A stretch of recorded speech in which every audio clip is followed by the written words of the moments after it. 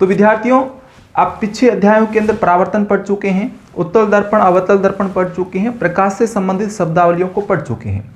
आज हम ये समझेंगे कि उत्तल दर्पण और अवतल दर्पण को और किन नामों से जाना जाता है और क्यों। ये कॉन्सेप्ट है सर, ये क्या है? ये कॉन्सेप्ट है। इन कॉन्सेप्ट को समझिए, कॉन्सेप्ट को अच्छे से समझोगे तो भविष्य में परेशानी नहीं होने वाली। देखिए यहां पे मैंने एक दर्पण क्रिएट किया है और इसके पीछे की तरफ हमने क्या कर दी बच्चों? पॉलिश कर दी। यहां पे हमने एक दूसरा दर्पण बनाया है, इसके अंदर की तरफ हमने क्या कर दी? पॉलिश कर दी। अब ये तो आप पहचान चुके होंगे। अब अगर आप अभी तक ये पहचान नहीं कर पा रहे हैं कि कौन सा उत्तल दर्पण है और कौन सा अवतल दर्पण, तो कृपया करके आप जो पहले वाले वीडियो हैं वो जरूर देख लें, क्योंकि यहां पर सबसे पहले ये जानकारी तो होनी ही चाहिए। जब हम प्रकाश अध्याय कम से कम पढ़ रहे हैं तब हमें ये तो जानकारी होनी चाहिए कि कौन सा उत्तल दर्पण है और कौन सा अवतल दर्पण है। मैं यहाँ पे आपको बिल्कुल मुफ्त, बिल्कुल फ्री में नॉलेज प्रोवाइड करा रहा हूँ, तो आप भी हमारा हौसला अफजाई करें, वीडियो को लाइक शेयर जरूर कर लें। देखिए यहाँ पे ये मैंने एक दर्पण बनाया है। अभी मैं आपसे ही पूछूंगा कि कौन सा दर्पण है। यहाँ पे मैंने एक दर्पण बनाया, मैं आपसे ही पूछूंगा कि ये कौन सा दर्पण है। बिल्कुल आपको पहचान करना बच्चों आना ही आना चाहिए। देखिए उभरे हुए भाग पर पॉलिश की है, धंसा हुआ भाग परावर्तक पृष्ठ की तरह कार्य करेगा। ये धंसा हुआ भाग है, परावर्तक पृष्ठ की तरह कार्य करेगा, अवतल दर्पण होगा। कैसा दर्पण होगा बच्चों? अवतल दर्पण होगा। यहां पर ये धंसे हुए भाग पे बच्चों क्या की गई? पॉलिश की गई, इसलिए उभरा हुआ भाग परावर्तक पृष्ठ की तरह कार्य करेगा। ये जो उभरा हुआ भाग है ये परावर्तक पृष्ठ की तरह कार्य करेगा, इसलिए ये वाला दर्पण कौन सा दर्पण? उत्तल दर्पण। कम से कम ये सारी चीजें तो आपको पढ़नी ही पड़ेगी, समझनी ही पड़ेगी। उसके बाद देखिए यहां पर हमने यहां पे इसको मुख्य अक्ष बना दिया, ये इसका मुख्य अक्ष हो गया, और यहां पर ये इसका मुख्य अक्ष हो गया। तो ये हो गया हमारा उत्तल दर्पण, ये हो गया अवतल दर्पण, ये हो गया अवतल दर्पण का मुख्य अक्ष, जो कि मैं पीछे वाले लेक्चर में समझा चुका हूं कि मुख्य अक्ष क्या होता है।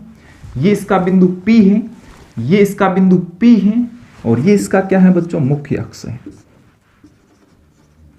अगर आप बच्चों पीछे वाले वीडियो नहीं देख रहे हैं तो बहुत बड़ी गलती कर रहे हैं, आप ध्यान दें।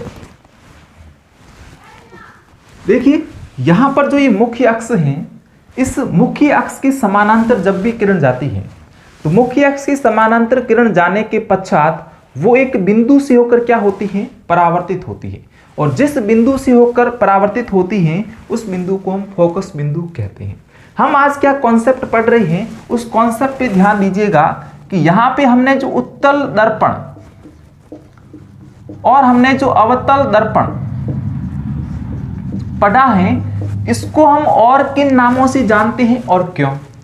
प्रश्न सीधा सीधा उठता है, क्योंकि अभी जो एग्जामिनर हैं वो बहुत सोच विचार के परीक्षा लेते हैं। उनको ये पता है कि बच्चे किस जगह पे फंसने वाले हैं, तो आपको बिल्कुल फंसना नहीं है। अगर आपको बच्चों ये पूछ ले कि उत्तल दर्पण को अपसारी दर्पण क्यों कहते हैं, ये लो प्रश्न आ गया, अपसारी दर्पण क्यों कहते हैं, आप कहते हो कि सर आप प्रश्न कराओ, आप हमारा टेस्ट लीजिए, आप जो मॉडल पेपर आते हैं उनको सॉल्व कराइए। तो ये आपका मॉडल पेपर ही है, यूं ही समझिए। प्रश्न मैंने आपसे पूछ लिया कि उत्तल दर्पण को अपसारी दर्पण क्यों कहते हैं, प्रश्नवाचक चिन्ह लगा दिया पीछे मैंने। यहां पे अवतल दर्पण को अभिसारी दर्पण क्यों कहते हैं, ये मैंने आपसे प्रश्न पूछ लिया, लो उत्तर दीजिए, लो इसका उत्तर दो। ये प्रश्न हम तभी कर पाएंगे जब हमारा आधारीय ज्ञान, हमेशा बताता हूं कॉन्सेप्ट क्लियर करो। कॉन्सेप्ट ही वह आधार है जिससे आप परीक्षा की धज्जियां उड़ा सकते हैं। बात समझ में आ रही है? आपको परीक्षा क्लियर करनी है, परीक्षा को नस्ते नाबूद करना है। आप बिल्कुल समझ रहे हो मैं क्या चीज आपको बताना चाहता हूं। देखिए उत्तल दर्पण को हम अपसारी दर्पण क्यों कहते हैं, अवतल दर्पण को हम अभिसारी दर्पण क्यों कहते हैं। अब यहां से दो प्रश्न तो सीधे सीधे पूछे जाते हैं कि उत्तल दर्पण को कौन सा दर्पण कहते हैं, तो अपसारी दर्पण कहते हैं। अवतल दर्पण को कौन सा दर्पण कहते हैं, तो अभिसारी दर्पण कहते हैं। क्यों कहते हैं? देखिए सबसे पहले हम बात करते हैं अवतल दर्पण को अभिसारी दर्पण क्यों कहा जाता है? ये हो गया मुख्य अक्ष, ये हो गया P, ये हो गया C, ये हो गया F। ठीक है, क्योंकि यहां पर ये इस खोखले गोले का भाग है, ध्यान दीजिए, बाद में हटा दूंगा मैं, ये इस खोखले गोले का भाग है। ये वाला दर्पण, इसको मैं बच्चों थोड़ा छोटा बना देता हूं, क्योंकि बड़ा होगा तो फिर गोला नहीं बन पाएगा। ये इस प्रकार से यूं हो गया, ये बच्चों इस खोखले गोले का भाग हो गया। बहुत अच्छे से समझाऊंगा, बहुत अच्छे से प्रेम से समझाऊंगा, आप बस साथ बने रहें, आपका साथ सहयोग ही चाहिए, यही पर्याप्त है एग्जाम की धज्जियां उड़ाने के लिए, है नहीं। देखिए, ये इस खोखले गोले का भाग हो गया, ये इस खोखले गोले का भाग हो गया, इस खोखले गोले का केंद्र बिंदु C हो गया, ये फोकस बिंदु F हो गया। अब इस खोखले गोले का केंद्र बिंदु यहां पे होगा, इसलिए हमने यहां पे C लिख दिया, और C के आगे यहां पे क्या हो जाएगा, F हो जाएगा।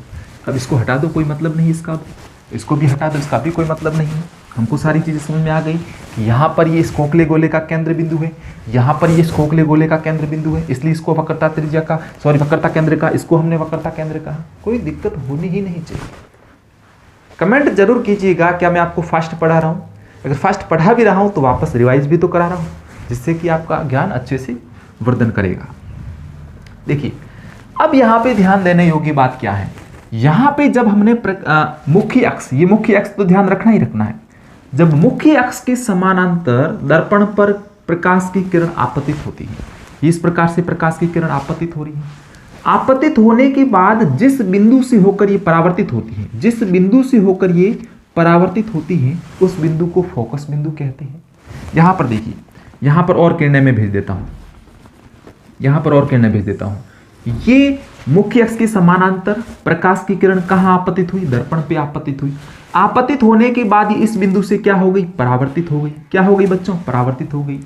तो जिस बिंदु से होकर परावर्तित होती है वो कौन सा बिंदु, फोकस बिंदु। यहां पे एक चीज आप नोटिस करिए, यहां पे किरणें क्या हो रही थी बच्चों, मुख्य अक्ष के समानांतर आपतित हो रही, लेकिन यहां पे किरणें मिल रही है, एक जगह पे किरणें क्या हो रही है, परावर्तित होने के बाद केंद्रित हो रही। केंद्रित होने का मतलब एक जगह पे इकट्ठा हो रही है। जब प्रकाश की किरणें एक जगह पे केंद्रित हो, ये देखिए ना, ये केंद्रित हो रही है कि नहीं हो रही है, एक जगह पे केंद्रित हो या एक जगह पे इकट्ठा हो, उसे हम कहते हैं अभिसारी। उसे हम क्या कहते हैं, अभिसारी। तो यहां पे दर्पण कौन सा, अवतल दर्पण, तो इसका अन्य नाम क्या होगा, अभिसारी। अभिसारी दर्पण इसलिए क्योंकि अवतल दर्पण प्रकाश की किरणों को एक जगह पे क्या करता है, केंद्रित करता है, अभिसारित करता है, केंद्रित करता है, इसका अन्य नाम केंद्रित करता है, इसी को हम कहते हैं अभिसारित करता है। अभिसारित का मतलब ही क्या होता है, केंद्रित करना होता है। तो परीक्षा में प्रश्न की धज्जियां उड़ गई कि नहीं उड़ गई। आपने क्या पूछा, प्रश्न मैंने क्या पूछा कि अवतल दर्पण को अभिसारी दर्पण क्यों कहते हैं, आपने उत्तर दिया कि सर अवतल दर्पण को अभिसारी दर्पण इसलिए कहते हैं क्योंकि अवतल दर्पण मुख्य अक्ष के समानांतर आ रही प्रकाश की किरणों को एक जगह पे केंद्रित या अभिसारित करती है, इसलिए तो हम उसे क्या कहते हैं, इसलिए तो हम उसे अवतल दर्पण या अभिसारी दर्पण कहते हैं। क्लियर हो गया, बिल्कुल अच्छे से। आगे बात कर लेते हैं उत्तल दर्पण, किसकी बात कर लेते हैं, उत्तल दर्पण की बात कर लेते हैं। अब देखिए, मुख्य अक्ष के समानांतर यहां भी किरणें आएगी, केवल इसने ठेका नहीं ले रखा कि यहीं पे मुख्य अक्ष के समानांतर किरणें आएगी, यहां पे भी मुख्य अक्ष के समानांतर किरणें आएगी ही आएगी।